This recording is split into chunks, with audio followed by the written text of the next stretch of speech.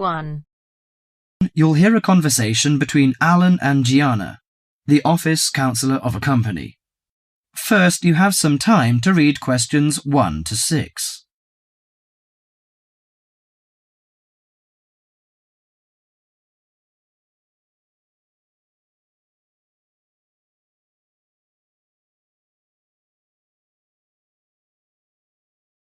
Now listen to the conversation and answer questions 1 to 6. What's up, Gianna? You look like you're in bad shape. Yes, maybe I'll get sick leave from the boss and finally catch up on some sleep. I've barely eaten and slept in days. Those are warning signs of occupational stress. How are things at work? Terrible. After all the layoffs lately, the workload is totally overwhelming for everyone that's left. So I spend every waking moment in the office. I'm kept busy all the time. So you need to take a few minutes break every so often to clear and refresh your mind. But my boss will complain I'm not hard-working. She's so capricious that you can't predict her reaction sometimes. Maybe your boss just doesn't have a clue about how much you're really doing. Keep her updated on your achievements and projects. Also insist that she prioritize everything so you can manage your time better. That's right. I suppose that would help me regain some sense of control, but I'm afraid that she'll take that as a sign of laziness and give me the axe. So take the initiative and hit the job hunting trail now. You'll be surprised at how many opportunities are out there. That's encouraging. Anyway, you should cheer up and get rid of the situation. You know, according to a survey, about 40% of all people find their work very stressful, and 25% develop mental or physical diseases.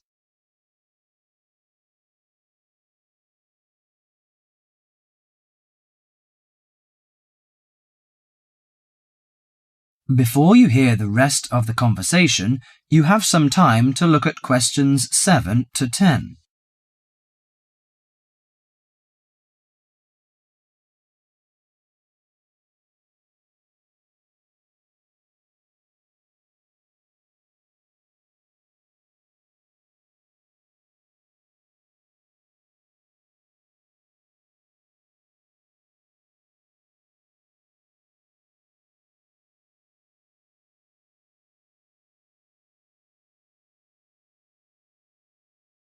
Now listen to the conversation and answer questions 7 to 10. So serious? I didn't know that. How do the problems start? You know, they start when conflicts at work induces stress. Your body reacts by flooding the bloodstream with hormones that tense up your muscles and increase your blood pressure. This is meant to save you in a fight or flight situation, but leads to a host of illnesses, ranging from insomnia and headaches to heart attacks, when it occurs regularly over an extended period of time. What should I do to prevent such things happening? Well, most occupational stress is attributed to a recognized lack of control. You should act in advance to relieve the problems. For example, you should actively pursue career opportunities rather than quietly worry about getting fired. Of course, you can't control everything, so you need to help your mind and body cope. Keep a journal to release your frustrations, take short walks to calm down, or if necessary, simply take a mental health day. That is the end of part 1. You now have half a minute to check your answers.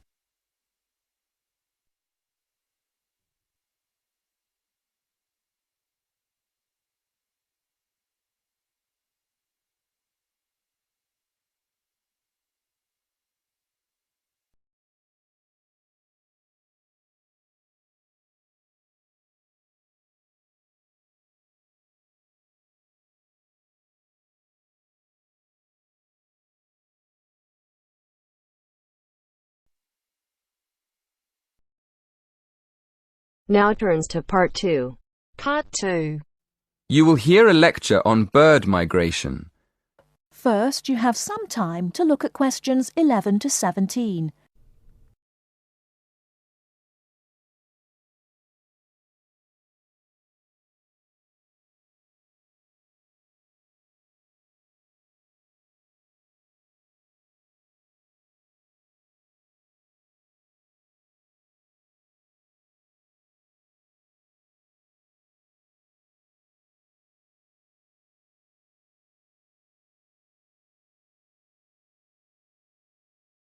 Now, listen carefully and answer questions 11 to 17. My lecture this evening will focus on the migration of birds. That is, how birds fly in big groups from different parts of the world at certain times of the year. In the first part of the lecture, I'll talk about the reasons why birds migrate, when they migrate, and which parts of the world they migrate from and to. To start with, why do birds migrate? Well, there are two main reasons. One, they migrate to look for food, and two, they travel to parts of the world that are more suitable for breeding. In fact, these reasons are closely linked. As you can imagine, when birds are breeding, they need extra food to feed their young. And in the spring, in the cooler climates of Europe, there is a lot of food for birds, especially insects. So generally, during the spring, birds fly up from the tropics, which are hot, to cooler climates in the north. They stay there for a few months to bring up their young. And then, when the weather in the north gets cold in the winter, they fly back to warmer climates in the south. Now I'd like to talk a bit about how global warming has affected bird migration. One of the effects of global warming has been to make the spring come earlier in the northern regions of the world. When spring comes early, the plants and insects that birds need to bring up their young are also available earlier.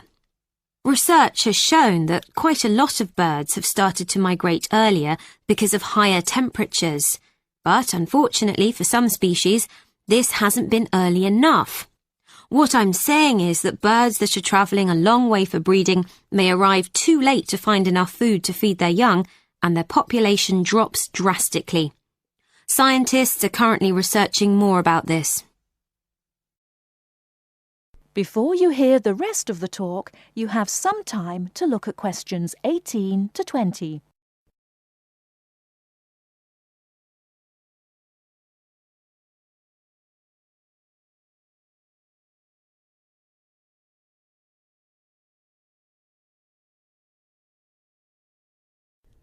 Now listen and answer questions 18 to 20. Now, I thought I'd finish by just briefly describing a few different patterns of migration. Migration varies with the type of bird and the area they come from. For example, one kind of migration is partial migration. This means that some birds in a particular species will migrate and others won't.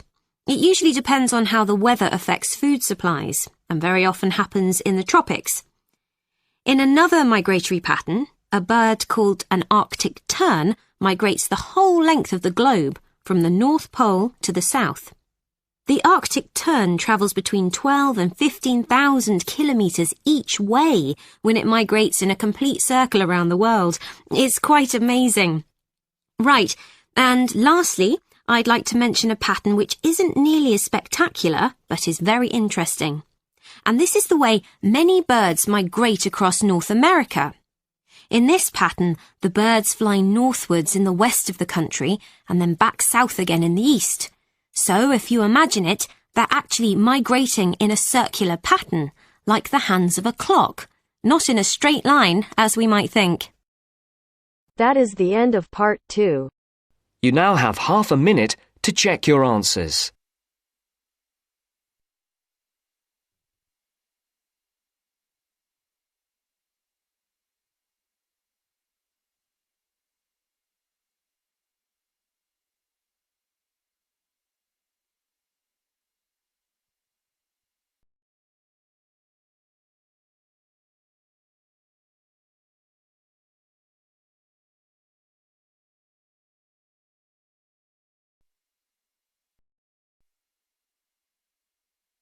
Now turns to part 3. Part 3.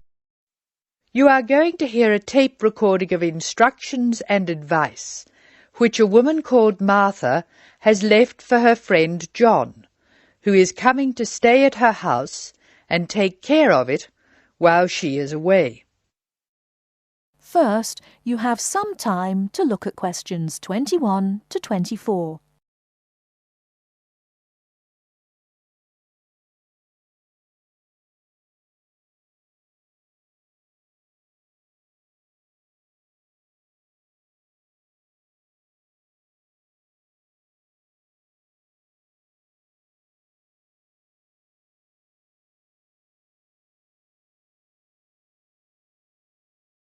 Now, listen carefully and answer questions 21 to 24. Hello, John. Welcome to the house. I'm really pleased that you can be here to look after my house while I'm away. Here are some things you need to know about the house. Important stuff like when the garbage is collected. In fact, let's start with the garbage, which is collected on Friday. Just write garbage on the calendar on the days they take it away. Put it out on Friday every week. That'll be Friday 22nd, Friday 29th, and Friday 5th. It's a really good service. The trucks are quiet and the service is efficient. The bin will be put back outside the house empty. It's a good idea to put it away quickly. This street can be quite windy. I once watched my next-door neighbour chase her bin the whole length of the street. Every time she nearly caught up with it, it got away again. The waste paper will be collected this Tuesday. That's Tuesday 19th. There's a plastic box full of paper in the front room. Please put it out on Tuesday. The truck will come during the day.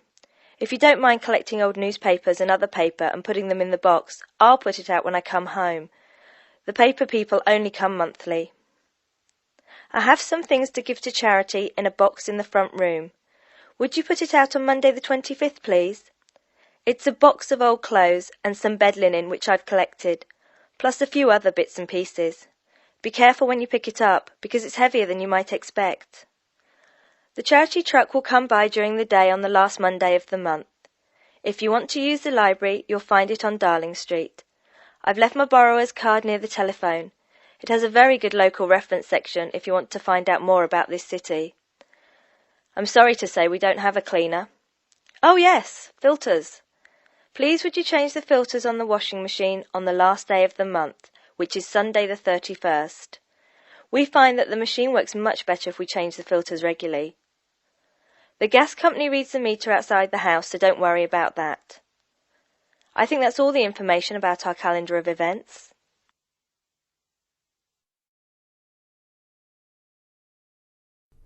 Before you hear the rest of the talk, you have some time to look at questions 25 to 30.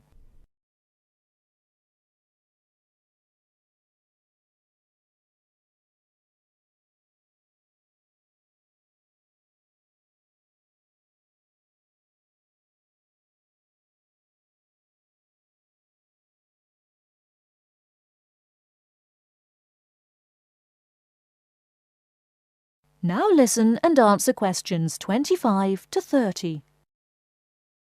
Well, John, I'm trying to think what else I should be telling you. As you know, I'm going to a conference in London. I hope to have a little time to look around. It's a great city. I do hope I manage to get to at least some of the theatres and museums. I'm looking forward to all the things I have to do at the conference too. I'm giving a paper on Tuesday the 26th, and there are a couple of really exciting events planned later in the conference programme. I hope to meet up with an old teacher of mine at the conference. She taught English literature at my old high school, and we've kept in touch through letters over the years. She teaches now at the University of Durham, and I'm really looking forward to seeing her again.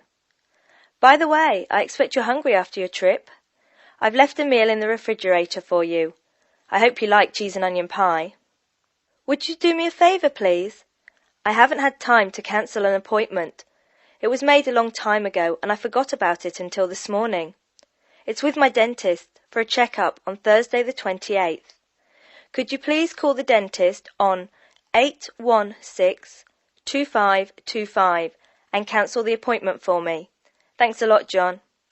One last thing. When you leave the house, make sure the windows and doors are shut. and set the burglar alarm. The alarm code number is 9120, enter. Have fun, I'll see you when I get back. This is your friend Martha saying goodbye. That is the end of part 3. You now have half a minute to check your answers.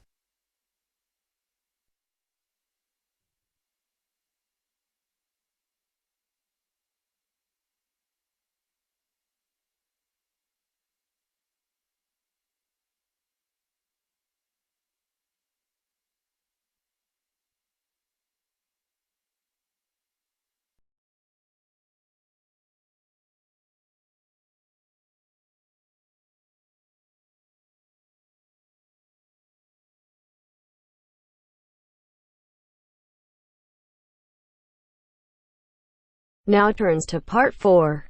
Part 4. You are going to hear a talk on 2 famous American presidents. As you listen, fill the missing information in the notes below. First, you have some time to look at questions 31 to 40.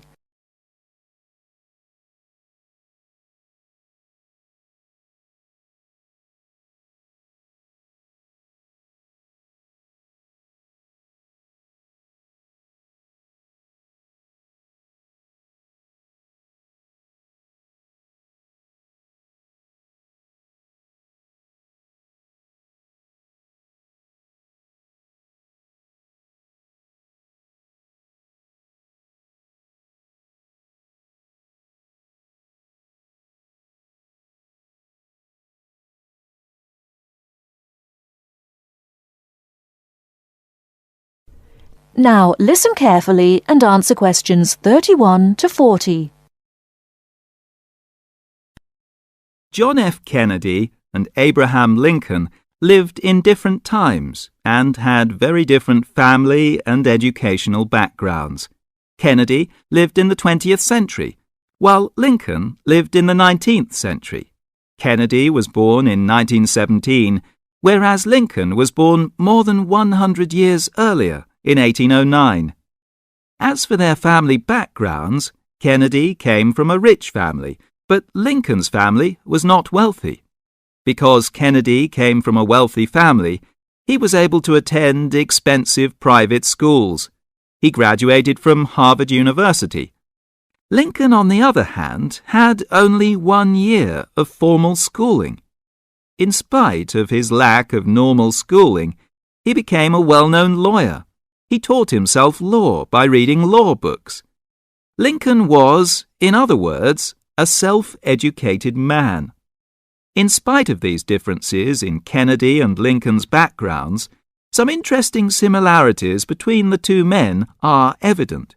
In fact, many books have been written about the strange coincidences in the lives of these 2 men.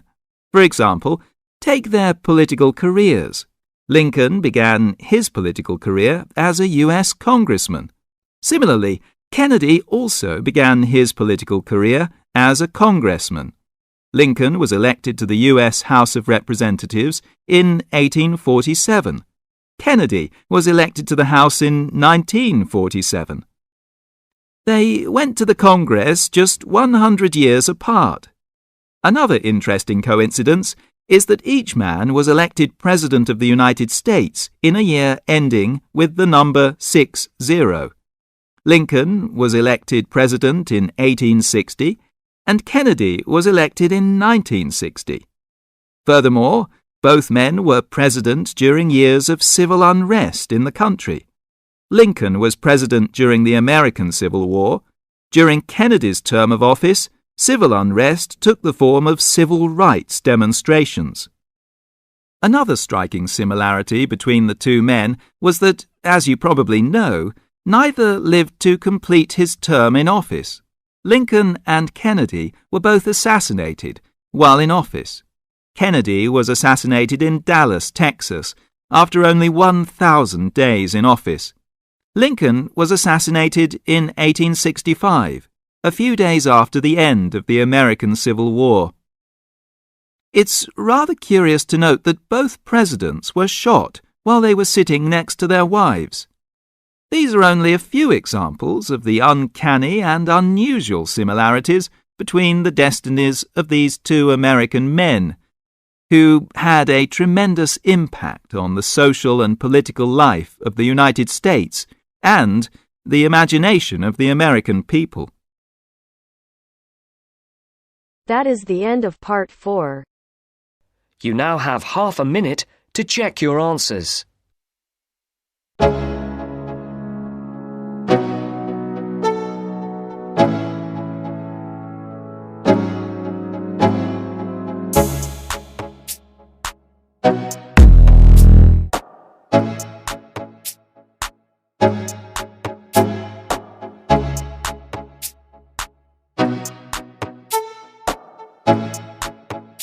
Everyone, welcome to our channel. Today in this video I'll discuss with you writing task 2, and the question for today is: some people think that paying taxes is their only responsibility towards the society, while others believe everyone should do more.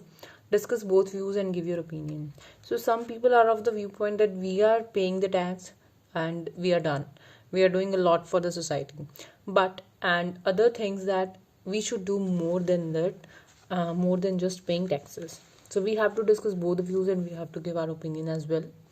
So the pattern could be definitely like: first we will be writing the introduction, then body paragraph 1, which will be discussing one point of view, and in body paragraph 2 we will be discussing the another point of view, and lastly we will be concluding. So let's start with the introduction. Different people have diverse perspectives on national responsibility. So different people have different perspective. Definitely different people have different thinking on the national responsibility. Some people believe that simply paying taxes is sufficient, but others argue that we can somehow do greater. So we can do much for the nation, much for the society, instead of just paying the taxes. However, I presume that we should help the country as much as possible.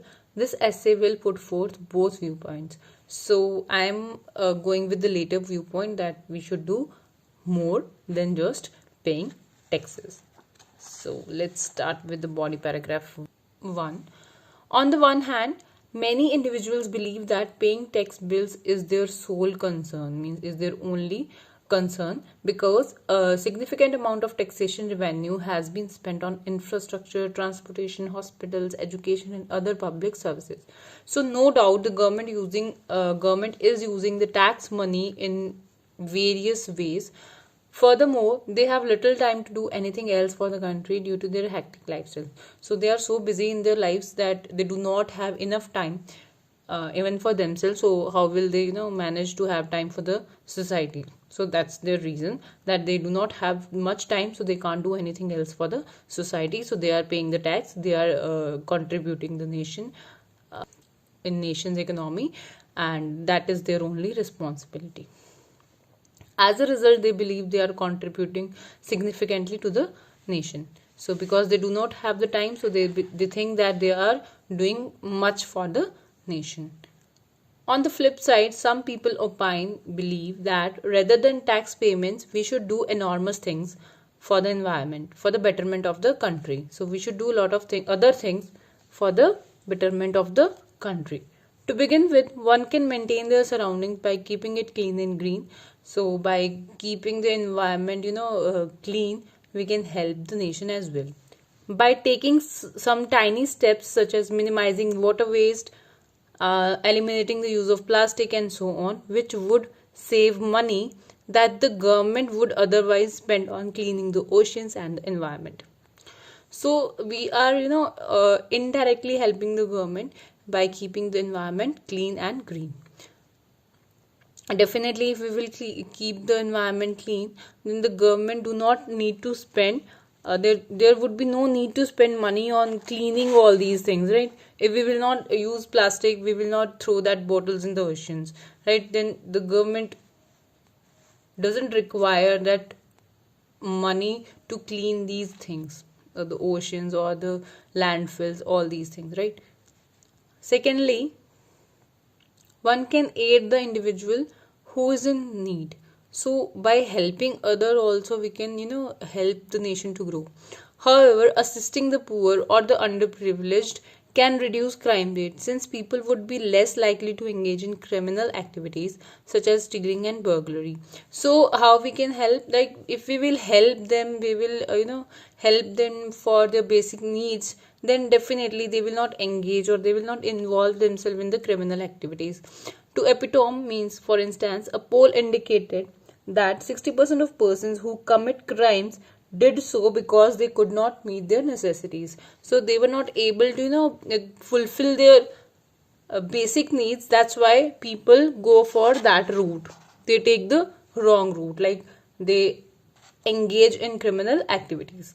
To encapsulate means, to reiterate, to conclude, paying taxes unquestionably aids the nation growth. Undeniably, it helps in the growth of the nation, but environmental preservation is a must. We should preserve the environment, and one can do a lot for the country by doing small things. So if we will just switch off the fans, we if not needed, then also we are contributing in saving the environment as well as the nation.